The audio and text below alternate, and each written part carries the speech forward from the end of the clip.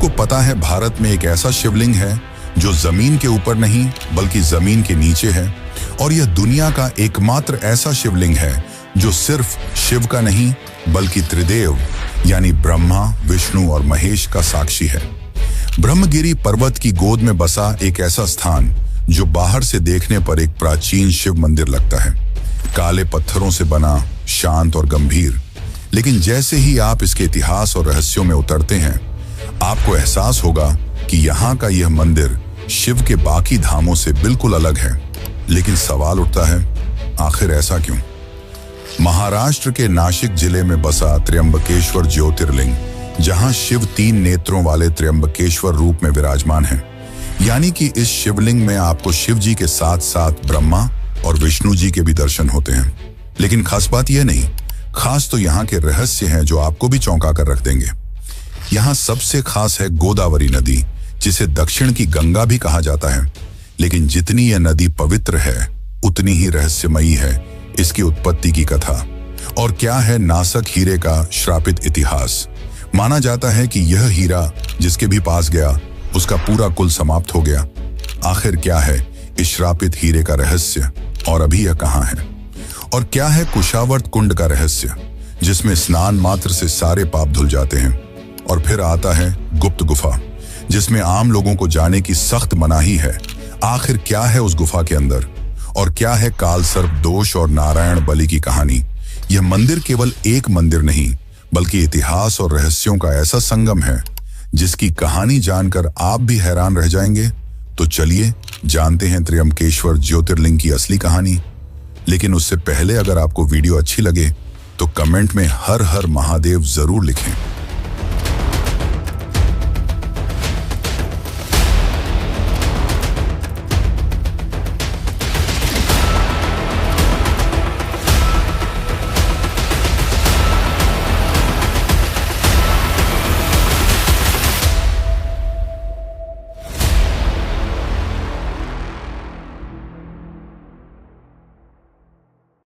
आज से हजारों साल पहले इस स्थान पर एक घना जंगल हुआ करता था।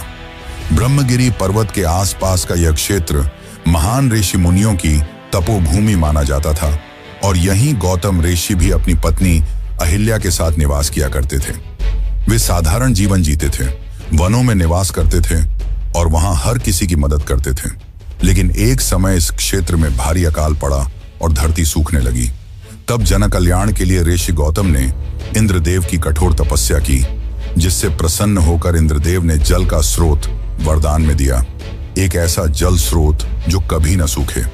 इस जल स्रोत की मदद से ऋषि गौतम ने आसपास के सभी लोगों की सहायता की, जिससे ऋषि गौतम के चर्चे चारों ओर होने लगे। लेकिन कहते हैं ना, जहां सम्मान होता है वहां ईर्ष्या भी जन्म लेती है। ऋषि गौतम की बढ़ती प्रतिष्ठा कुछ अन्य ऋषियों को खटकने लगी, और इसी ईर्ष्या ने एक गहरे षड्यंत्र को जन्म दिया। एक दिन कुछ ऋषियों ने मिलकर एक बीमार और अधमरी गाय को ऋषि गौतम के खेत में छोड़ दिया, और जैसे ही ऋषि गौतम ने उसे हटाने की कोशिश की, वह गाय मर गई। और इसी बात को आधार बनाकर उन पर गोहत्या का झूठा आरोप लगाया गया, जो उस युग में सबसे बड़ा पाप माना जाता था। ऋषि गौतम और अहिल्या पर सामाजिक अपमान का पहाड़ टूट पड़ा और उन्हें दोषी ठहराया गया, जिसके बाद ऋषि गौतम अपनी पत्नी अहिल्या के साथ घने वनों में चले गए और अपनी गलती का प्रायश्चित करने के लिए भगवान शिव की तपस्या करने लगे। अंततः उनकी भक्ति से प्रसन्न होकर भगवान शिव प्रकट हुए और उन्होंने कहा, ऋषि गौतम, आप निर्दोष हैं और यह पूरा प्रसंग ईर्ष्या से रचा गया षड्यंत्र था, इसलिए आपको गोहत्या का कोई पाप नहीं लगा है। इसके बाद ऋषि गौतम के मन को शांति मिली और साथ ही भगवान शिव ने उन्हें वरदान मांगने को कहा। तब ऋषि गौतम ने न अपने अपमान का बदला मांगा और न ही किसी को दंड देने की इच्छा रखी। उन्होंने शांत स्वर में कहा, हे प्रभु, ये जैसे भी हैं मेरे ही लोग हैं, और अभी मेरी यह धरती अकाल से तड़प रही है। मेरी आपसे विनती है कि कृपया गंगा जी को इस धरती पर अवतरित करें ताकि जन कल्याण हो सके। भगवान शिव अत्यंत प्रसन्न हुए और गंगा को गोदावरी के रूप में यहाँ प्रकट होने का वरदान दिया, जिस कारण यहाँ की गोदावरी को आज दक्षिण की गंगा कहा जाता है। लेकिन कहानी यहीं समाप्त नहीं होती। गंगा तो गोदावरी के रूप में यहाँ अवतरित हुई, पर उनकी भी एक मांग थी कि वे शिव जी के बिना यहाँ निवास नहीं करेंगी, जिसके पश्चात शिव जी ने भी यहाँ निवास किया और इस प्रकार यहाँ एक ज्योतिर्लिंग प्रकट हुआ और आज हम इस क्षेत्र को त्र्यंबकेश्वर के नाम से जानते हैं। लेकिन क्या आपको पता है कि जो आज आप यह मंदिर देखते हैं उसका निर्माण किसने कराया और क्या हुआ जब औरंगजेब ने इस मंदिर को ध्वस्त कर दिया? और सबसे रहस्यमयी है नासक मणि की कहानी। तो चलिए अब जानते हैं इसके निर्माण का असली इतिहास। शिवलिंग के प्रकट होने के बाद यह स्थान धीरे धीरे प्रसिद्ध होने लगा और यहाँ एक भव्य मंदिर का निर्माण कराया गया। समय बीता और फिर 17वीं शताब्दी में जब भारत मुगल शासन के अधीन था और 1690 में मुगल शासक औरंगजेब आलमगीर ने अपनी कठोर धार्मिक नीतियों के चलते कई हिंदू मंदिरों को तबाह किया और त्र्यंबकेश्वर मंदिर भी इसकी चपेट में आ गया। प्रसिद्ध इतिहासकार सर जदुनाथ सरकार ने अपनी किताब हिस्ट्री ऑफ औरंगजेब में इस घटना का विस्तार से वर्णन किया है। उनकी सेना ने न केवल मंदिर को क्षतिग्रस्त किया और मूर्तियों को तोड़ा, बल्कि इस पवित्र स्थल का अपमान करते हुए मंदिर के ऊपर एक मस्जिद का गुंबद भी बनवा दिया। इतना ही नहीं, उसने नासिक शहर का नाम बदलकर गुलशनाबाद रख दिया था। यह वह दौर था जब इस धाम की आध्यात्मिक आभा पर एक गहरा साया मंडरा गया। फिर समय का चक्र घूमा और 18वीं शताब्दी आते आते मुगल कमजोर होने लगे और मराठा साम्राज्य का उदय हुआ। मराठा सम्राटों ने मुगलों को हराकर इस क्षेत्र को वापस हासिल किया और इसका नाम फिर से नासिक रख दिया। और फिर आया वह गौरवशाली पल जब इस मंदिर का पुनः निर्माण हुआ। तीसरे पेशवा सम्राट श्रीमंत नाना साहेब पेशवा, जिन्हें बालाजी बाजीराव के नाम से भी जाना जाता है, उन्होंने इस मंदिर का पुनर्निर्माण कराया। सन 1755 से 1786 के बीच लगभग 31 सालों की लंबी अवधि में उन्होंने इस मंदिर का भव्य पुनर्निर्माण करवाया। कहा जाता है कि इस काम में उस जमाने के लगभग 16 लाख रुपए खर्च हुए। आज के हिसाब से देखें तो यह रकम सैकड़ों करोड़ रुपए से भी ज्यादा बनती है। मंदिर को दक्षिण भारत की स्थापत्य कला के अनुरूप काले पत्थरों से बनवाया गया, जो आज भी इसकी मजबूती और भव्यता की कहानी बयान करते हैं। चौकोर मंडप, ऊंचे शिखर और जटिल नक्काशी, यह सब उस समय के कारीगरों के अद्भुत हुनर का सबूत है।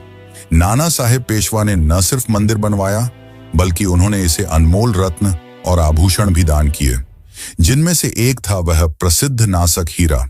तो चलिए अब जानते हैं नासक हीरे का श्रापित इतिहास। लेकिन उससे पहले कृपया करके इस वीडियो को लाइक जरूर करें। त्र्यंबकेश्वर से जुड़ा एक ऐसा रहस्य है जो आस्था और इतिहास से होकर भय तक पहुंचता है। यह कहानी है नासक हीरे की। माना जाता है कि 16वीं या 17वीं शताब्दी के आसपास नासक हीरे को दक्षिण भारत की गोलकुंडा की खदानों से निकाला गया था। यह वही खदान थी जहां से कोहिनूर हीरा भी निकला था।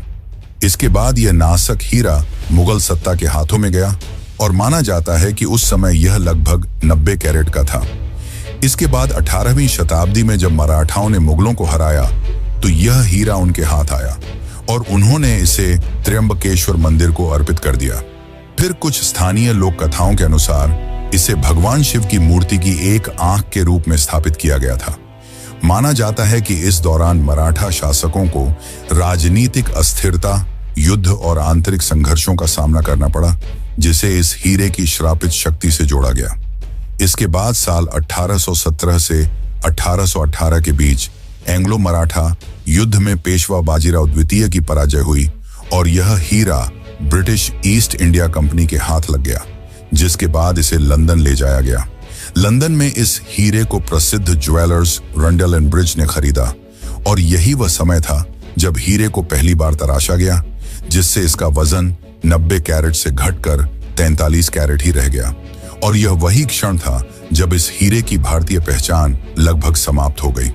तराशे जाने के बाद यह हीरा ड्यूक ऑफ वेस्टमिंस्टर के पास पहुंचा और माना जाता है कि इस अवधि में उनके जीवन में कई आर्थिक और पारिवारिक समस्याएं बढ़ीं। यहीं से पश्चिमी दुनिया में इस हीरे के श्रापित होने की कहानियां प्रचलित होने लगी। इसके बाद भी यह हीरा कई हाथों में गया और उनसे भी कुछ ऐसी ही कहानियां सुनने को मिलती हैं जो इस हीरे को अशुभ और श्रापित बताती हैं। इन सब के बाद यह हीरा 20वीं शताब्दी में प्रसिद्ध अमेरिकी जौहरी हैरी विंस्टन के पास पहुंचा। उन्होंने इसे और तराशा। उसके बाद यह हीरा एडवर्ड हेड नामक कलेक्टर के पास गया। 1970 के दशक के बाद से इस हीरे की सार्वजनिक जानकारी लगभग समाप्त हो जाती है। आज के समय में नासक हीरा किसी संग्रहालय में प्रदर्शित नहीं है और न ही किसी शाही खजाने का हिस्सा है। माना जाता है कि यह किसी निजी कलेक्टर के पास है, पर इसकी सटीक जानकारी किसी के पास नहीं है।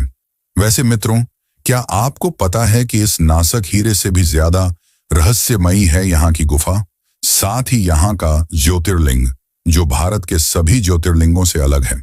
और क्या है गोदावरी कुंड का रहस्य, तो चलिए अब इन सभी रहस्यों को भी जान लेते हैं।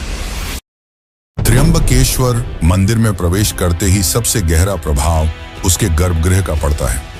जो भी भक्त इसके दर्शन करता है उसे सबसे पहले एक बात अचंभित करती है। यहाँ शिवलिंग भूमि के ऊपर नहीं बल्कि भूमि के नीचे स्थित है।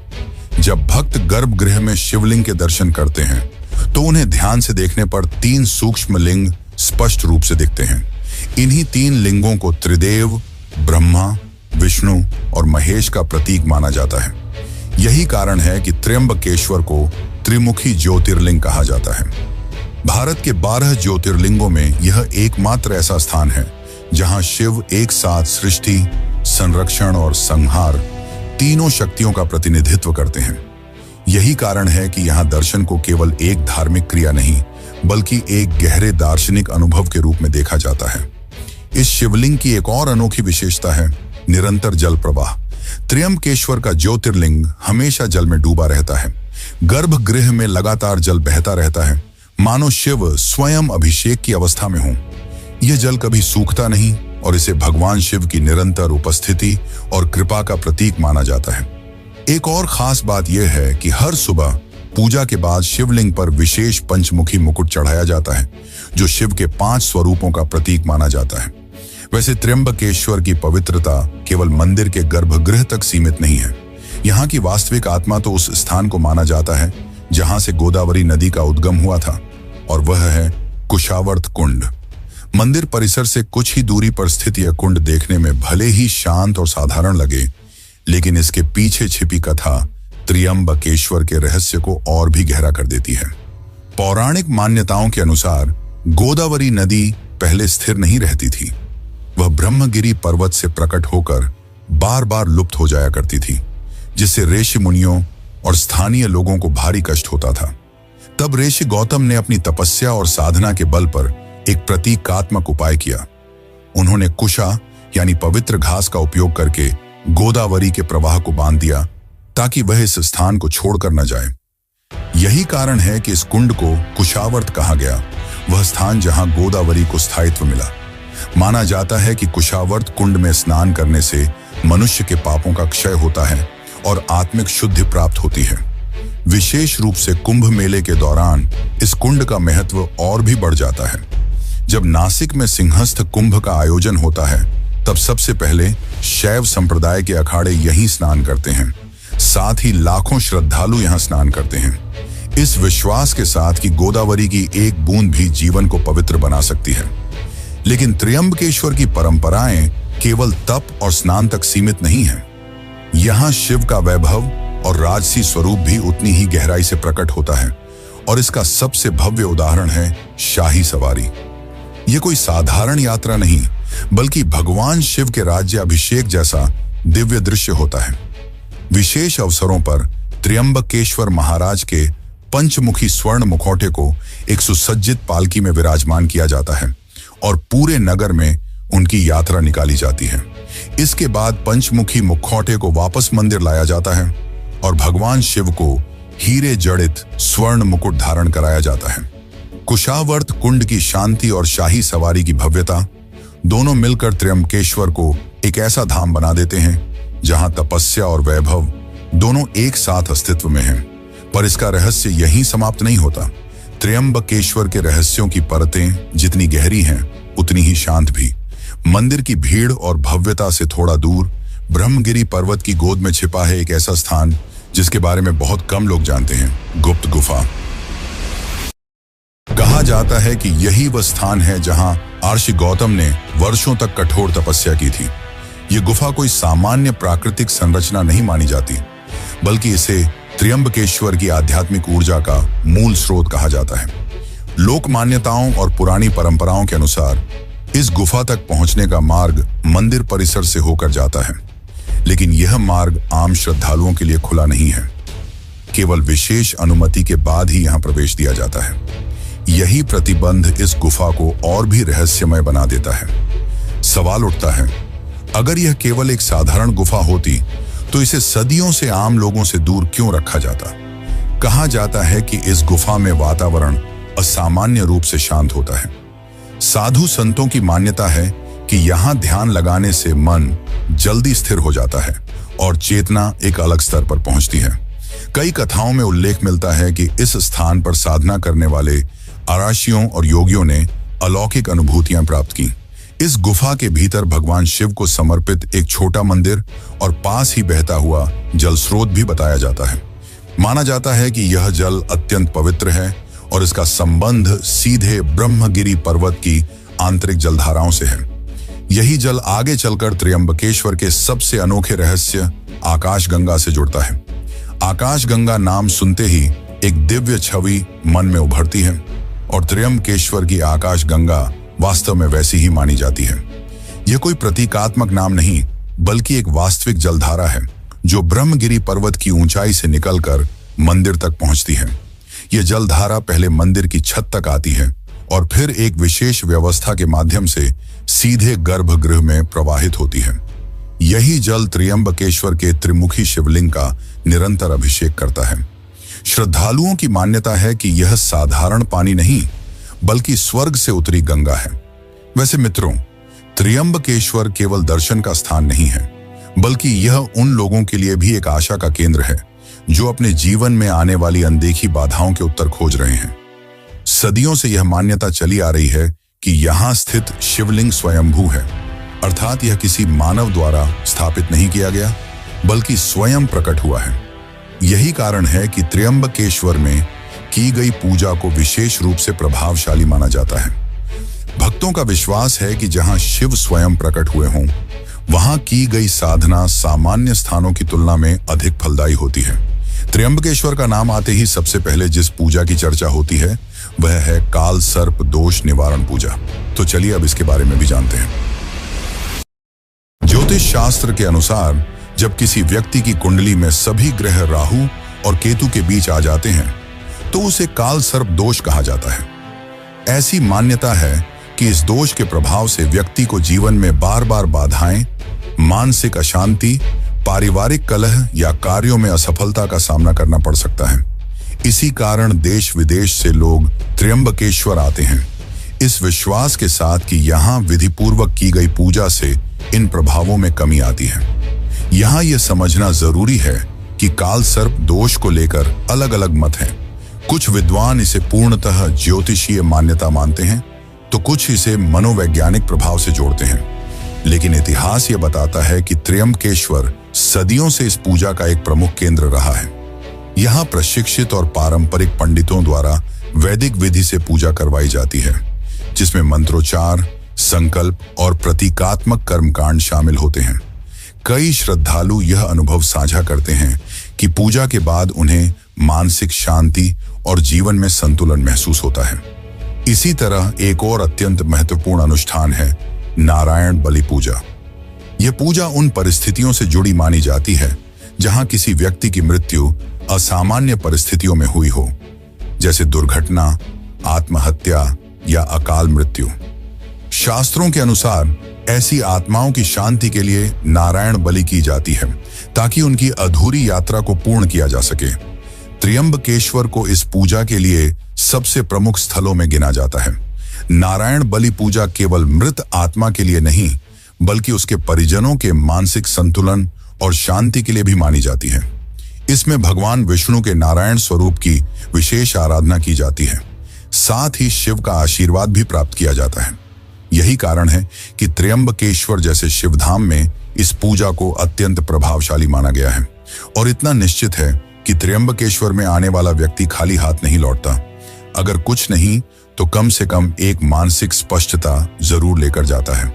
और यहीं पर शिव से जुड़ा एक और रहस्य धीरे से दस्तक देता है। जिस तरह त्र्यंबकेश्वर में शिव भूमिगत और स्थिर स्वरूप में विराजमान है, ठीक इसके विपरीत गुजरात के सोमनाथ ज्योतिर्लिंग को लेकर एक प्राचीन मान्यता मिलती है कि वहां शिवलिंग कभी आकाश में तैरता हुआ यानी उड़ता हुआ शिवलिंग माना जाता था। एक शिव जो धरती के भीतर है और एक शिव जो आकाश से जुड़ा है। क्या यह केवल संयोग है या शिव के दो अलग अलग रहस्यमयी स्वरूप? इस प्रश्न का उत्तर त्र्यंबकेश्वर में नहीं बल्कि सोमनाथ की कहानी में छिपा है। और अगर आप जानना चाहते हैं कि उड़ता हुआ शिवलिंग आखिर क्या था और इसके पीछे क्या रहस्य छिपा है, और अगर आप भी इसकी सच्चाई जानना चाहते हैं तो हमारी सोमनाथ वाली वीडियो जरूर देखें। बाकी इस वीडियो को अंत तक देखने के लिए आपका धन्यवाद।